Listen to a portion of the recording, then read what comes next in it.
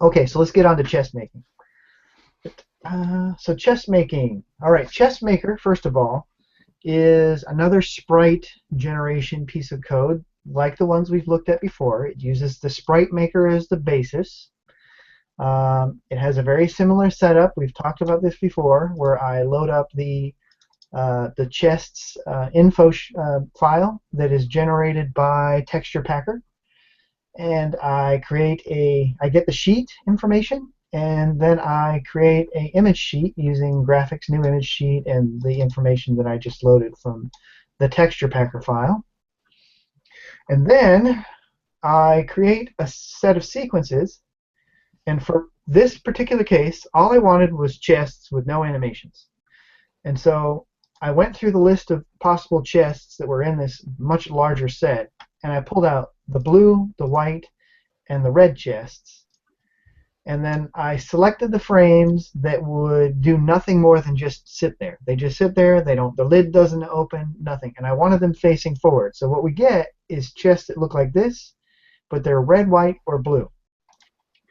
And it's worth noting at this point that I'm not sure why, but the Reiner set has some naming issues.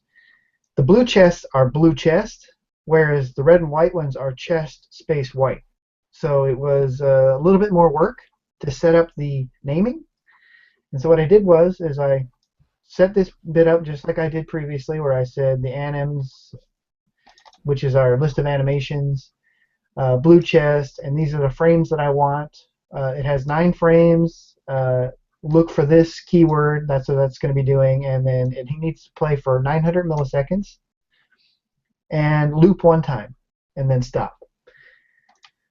Let's see. And then I call sprite MicroGenerate Sequence down here, and that uses this information and this information to find the front-facing blue chest or the front-facing chest white or chest red, and build those into animation sequences. Now the trick is that when you wanted to place a chest, normally I would just be able to say place blue, place white, or place red, but because the names were different, I had to have a bit of code down here. So this is a departure from our other code examples that we've done before. If it was blue, I said set sequence blue chest front, which is just how the names came out. If you look at the source, you'll see these names in there. But if it was one of the other 2 colors, then I had to put the chest in the front and then color, and it comes out as chest space color underbar front. It's kind of goofy, but I encourage people to go open this file right here, images Reiner's chests, and they'll see that blue is set up one way, but the white, red, and the yellows and the other ones are all set up the other way. So that made this whole example a little more difficult than it needed to be. And in retrospect, maybe I should have gone in and renamed everything just to keep it consistent, but I didn't. Yeah, I was going to ask if there was a reason why you couldn't. No, I could have literally gone in and renamed these things, just gone and corrected the code in this file right here, and it would have been fine. Okay. But I didn't think of it at the time. It was just as easy for me to handle the special case, which is just this little tiny piece of code. This was quicker than going through and validating that I didn't goof anything up in the other file. And there's one other thing. Let's see. Is there anything else? No. Okay. So when we use this, we're going to call it, and we're going to say drop a chest, and we're going to pass in a color, a string, blue, red, or white. And you'll see that in a moment. But let's go ahead. Yeah. So in the enemy manager, where we create our enemies, that's where we have the drop chest code. So the drop chest code is going to be called from somewhere else, but I put it in the enemy, and the reason I did that was because if I have it here, then it's both logical, because the enemy is doing the chest dropping. It's going to, when I say chest dropping, what I mean is it's creating a chest and it's putting it into the level. And because it's here, the enemy knows its own position, and I want to drop the chest wherever the player or the enemy was when it died. So this code is quite simple. What it does is, if we look in common, chance to drop, let me just take a look here. Find the code. There it is. If you look in common, there is an enemy setting called chance to drop. It's set to 20. And if we go back to the enemy manager, you can see that I say, give me a random number between 1 and 100, And if that value is greater than the chance to drop, well, you know what? I think I've been saying 20% all along, and I've actually got an 80% chance to drop a chest. Yeah, this is an 80% chance of dropping a chest. So in other words, 80% of the time, the random number, if it's evenly distributed, will be, or distributed, will be greater than 20. So if I really wanted a 20% chance, I need to actually make common, keep losing it here, common, I need to make this 80. So does this, I hope this makes sense, but if you've got a range of 1 to 100, 20% of the time, that's going to be greater than 80 if it's evenly distributed. But I'm going to put it back to 20. So what we've really got, let me correct myself, is an 80% chance of dropping a chest. In reality, it doesn't quite work out that way because the random distribution is not 100% even, but it's close enough for government work and for the show.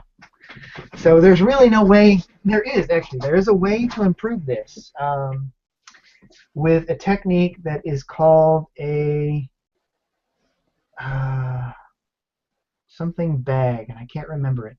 It's a different way of getting random values where you pre-select them and you get exactly the ones you want, and basically what you do is you shuffle this list of random values, and then each time you pick one out from the front of the list until your bag of random values is empty.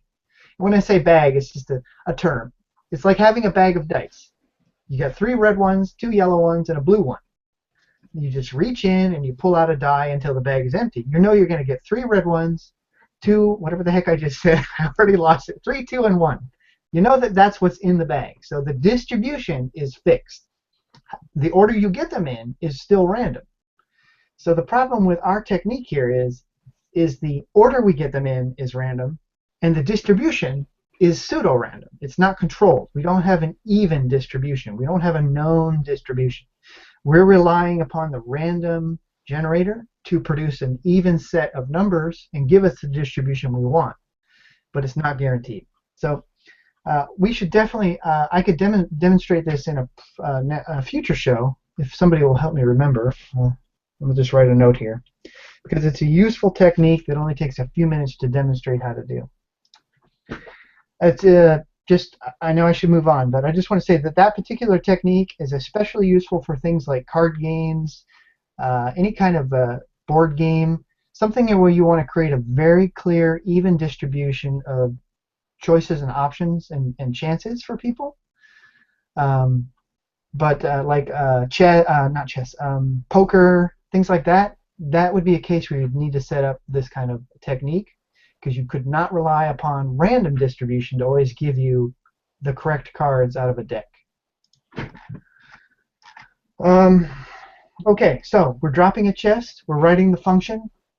I'll show you where it's called in a minute, but the enemy function, it's just a function. We take our enemy object and we create a function called drop chest. We see here if our number is greater than the chance to drop. Assuming that it is, we continue. If it's not, it returns, it does nothing. So we call this, if we get a number that's greater than chance to drop, we quit. Oh, you know, now I got to reverse myself again. 80% of the time it's going to be greater than that. That gives us a 20% chance to drop. I'm sorry. Okay, so anyways, the next step is we set up some arrays, or tables. I create a table of chest colors, red, white, and blue. I select one of those colors, and the way I do that is I randomize between 1 and the number of colors. This is not very efficient code, but it's easy to read, therefore I did it this way. And then I select that number out of chest colors, and then at this step, this will contain red, white, or blue, a string. I get the layers, because I'm going to use them, and then I call chest maker, and I say create a chest, put in the items layer, put it at the XY position of self, which is the enemy at this moment, and make the chest of the color that I just selected here. So make a red, a white, or a blue chest, and our code will execute. Then all I need to do is add a body. I'm adding a physics body because I want it to be collidable. I want to use collision detection to be able to detect when it's time to pick that up when the player touches it.